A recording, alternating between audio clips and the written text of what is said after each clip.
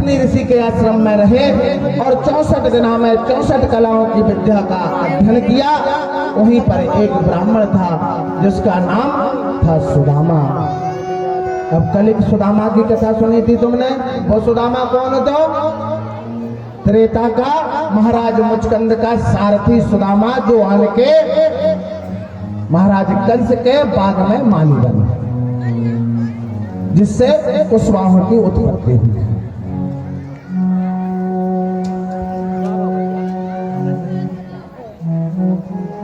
अब यह सुदामा कौन है?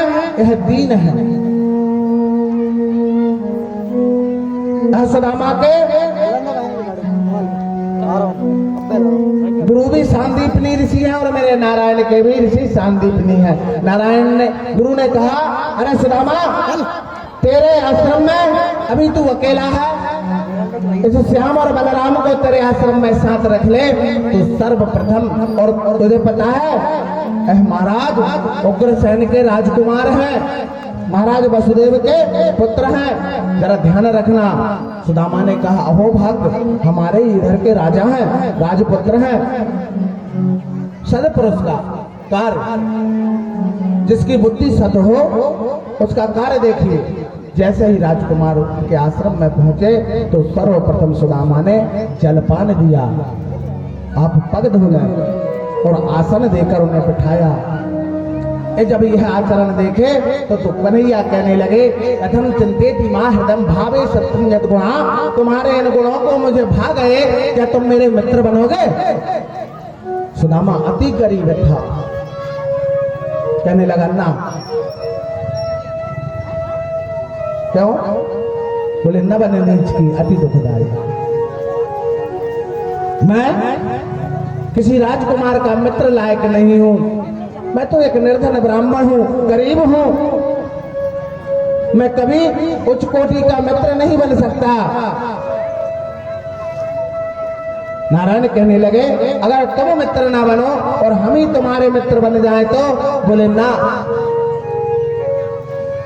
जिस दिन मित्रता निभाने की बात आएगी उस दिन मैं पीछे हट जाऊंगा, मैं तुम्हारे मुकाबले मित्रता में अग्रसर नहीं हो सकता। नारायण ने कहा, सुनो, हम तुम्हें मित्र बनाते हैं और तुम्हें मित्रता निभाने की आवश्यकता नहीं। जब समय मित्रता निभाने का आएगा तो मैं तुम्हारी मित्रता निभाऊंगा। सुदामा बहुत बुद्धिमान थे, अग्निहोत्री थे और अग्निहोत्री के बाद धर्मनिष्ठी थे, कर्मनिष्ठी थे। सुदामा के पास कुछ नहीं था, दारिद्रता के सिवा और कुछ नहीं था, परंतु धन्य रे सुदामा, अपने ब्राह्मण तत्व को नहीं खोया। इसे ब्राह्मण कहते हैं। जीवनम सत्यम वदतु सत्यम नथार्हं सत्यमास्य सत्यभामेन सत्यद्योत हरिप्रिया। इसलिए तो मेरे बिहारी के प्रिय हुए। है परीक्षित, नारायण से मित्रता पाकर, नारायण की दीक्षा शिक्षा होने के बाद नारायण तो अपने गृह कार्य में भूल गए। सुदामा अपनी सुदामापुरी में रहकर अपने कार्यभार को संभालने लगा। सुदामा का विवाह हो गया।